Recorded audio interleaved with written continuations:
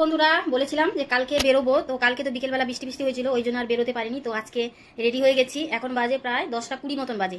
তো সকালবেলা আজকে তো বৃহস্পতিবার, পুজো টুজো করে বেরোতে বেরোতে একটু দেরি হয়ে গেল। তো চলো কোথায় যাচ্ছি না যাচ্ছি সেটা তোমাদের সঙ্গে শেয়ার করবো। তো যাওয়া যাক। তো আমি এরকম সেরেছি, এই জামাটা পরলাম, তো কেমন লাগছে ওটি অবশ্যই আমাকে কমেন্টের মাধ্যমে জানাবে, ঠিক আছে? এই যে আমার শ্বাসটা হচ্ছে এরকমই, তো গরম লাগছে প্রচন্ড, তো গরমের মধ্যে এটাই পরলাম। কটন পরলে ভালো হতো, তো কটনগুলো অনেকবার পরে ভিডিও করেছি, তাই জন্য ওটা আর করলাম না। তো চলো ওখানে গিয়ে দেখা হবে। তো আসি বন্ধুরা, টাটা, সঙ্গে থাকো আর দেখতে থাকো, ঠিক আছে? তো চলো যাওয়া যাক। চলে এসেছি, মেট্রোতে উঠবো। তো দেখো মেট্রোর বাইরেরটা একটুখানি দেখালাম আর ভেতরটা দেখাচ্ছি। তো ছেলে আর ওর বাবা লাইনে দাঁড়িয়ে আছে, প্রচণ্ড ভিড়।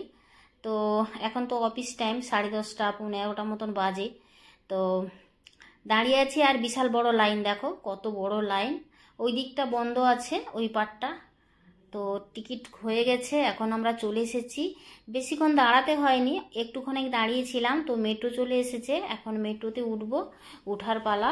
তো দাঁড়িয়ে আছি, তো যারা ভেতরে আছে তারা নামছে, তাই জন্যে আমরা দাঁড়িয়ে আছি।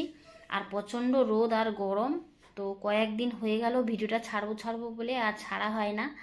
তো দেখো উঠে গেলাম আর পুরো একদম মেট্রোটা ফাঁকা। আমি যেরকম ভাবছিলাম ভিড় হবে, কিন্তু ততটা ভিড় নেই। দেখো পুরোটা ফাঁকা, একটুখানি দেখিয়ে দিলাম। আর সবার হাতে মোবাইল, সবাই ব্যস্ত মোবাইল নিয়ে। তো বন্ধুরা, তো আমি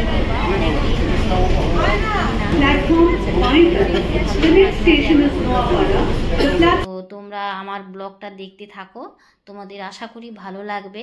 আর এটা দক্ষিণেশ্বর যাওয়ার মানে দক্ষিণেশ্বর গেছিলাম তো মাকে পুজো দিতে। তো কয়েকদিন হয়ে গেল, তো ভিডিওটা দেবো বলে আবার দেওয়া হয় না। তো ফাইনালি আজকে ভিডিওটা ছাড়ছি। তো কেমন লাগছে অতি অবশ্যই কমেন্টের মাধ্যমে জানাবে, ঠিক আছে? তো এখানে নেমে পড়েছি, তো এখন একটু হাঁটছি, হেঁটে এবারে ঢুকবো ভেতরে।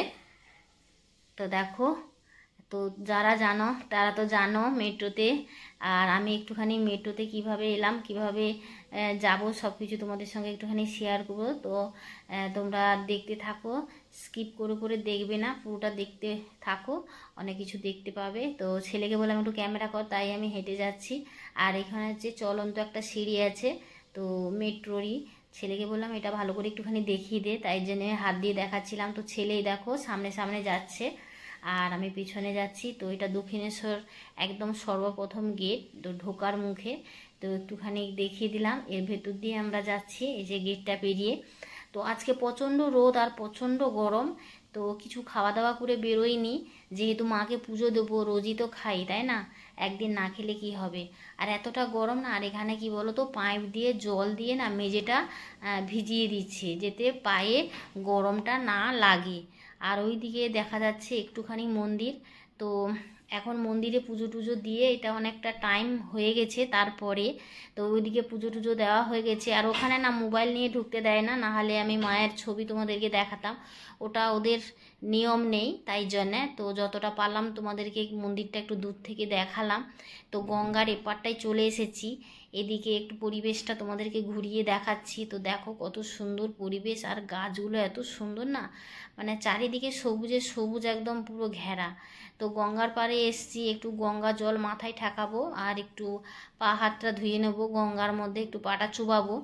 তো এখানে এসেছি, তো গঙ্গা ছোবো না, এটা তো হয় না। আর এদিকে হচ্ছে শিব, 12খানা শিবের মন্দির। তো মন্দিরগুলো একটু সামনের দিকে গিয়ে দেখাবো। এদিকে 6টা মন্দির আর ওইদিকে তোমার 6টা মন্দির। আর এদিকে পার্কে কি গাছগুলো আছে দেখো, পাতাবাহারির গাছগুলো পুরো ফুলের মতন লাগছে, লাল লাল পাতা, বেশ ভালোই লাগছে দেখো। তো আমি তো জানি না কি গাছ এগুলো, পাতাবাহারি, তোমাদের যদি জানা থাকে একটু কমেন্টে জানাবে। আর এদিকে হচ্ছে শিবের যে মন্দির, এদিকে 6টা, ওইদিকে 6টা।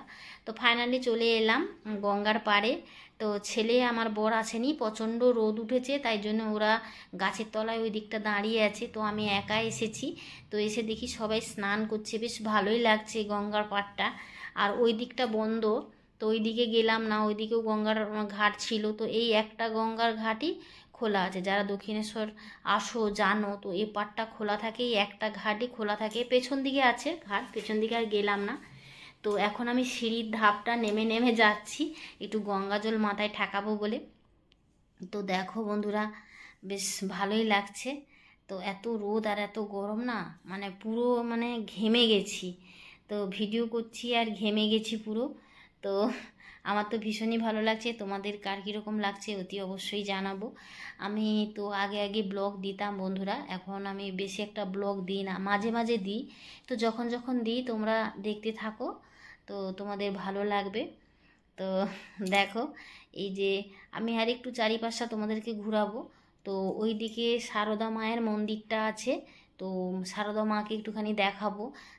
তারপরে আছে এই যে সারদা মা বসে আছেন, এই যে একটুখানি দেখালাম। আর এই ওই পারটায় আছে রানী রাসমণি আর রামকৃষ্ণ, এই যে আর সারদা মা। তো তিনটে ছবি এখানে দেওয়া আছে। তো দেখো, আগে আগে না রানী রাসমণির মূর্তি থাকতো, এখন নেই, মূর্তিটা দেখতে পাই না, ভেঙে গেছে মনে হয়। তো একটুখানি তোমাদেরকে দেখালাম, আমি একা দেখবো তাই তোমাদের সঙ্গে একটুখানি শেয়ার করলাম। আর দেখো চারিপাশটা একটুখানি, এবারে চলে যাব তাই জন্য চারিপাশটা একটুখানি ঘুরিয়ে ঘুরিয়ে তোমাদেরকে একটু দেখিয়ে দিচ্ছি। আর প্রচণ্ড রোদ, আর এখানে না জল পাইপ দিয়ে, বললাম না জল দিচ্ছে। আর একটু মন্দিরটা তোমাদের দেখিয়ে দিলাম এই সাইড দিয়ে। আর আজকে